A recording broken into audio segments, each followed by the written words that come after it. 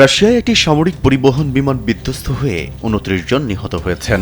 বুধবার সকালে রুশ প্রতিরক্ষা মন্ত্রণালয় এই ভয়াবহ দুর্ঘটনার খবর নিশ্চিত করেছে। কৃষ্ণ সাগরের নিকটবর্তী ক্রিমিয়ার একটি পাহাড়ের চূড়ায় AN-26 মডেলের বিমানটি বিধ্বস্ত হয়। 5+ স্টার রেটিং প্রাপ্ত দেশের সর্বোচ্চ বিদ্যুৎ সাশ্রয়ী ওয়ালটন এসি স্মার্ট কমফোর্ট এখন নেক্সট লেভেলে।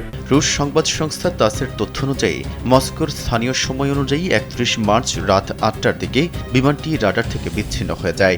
দুর্ঘটনায় বিমানে থাকা ৬ জন ক্রু এবং ২৩ জন যাত্রী সহ মোট ২৯ জনের সবাই প্রাণ হারিয়েছেন।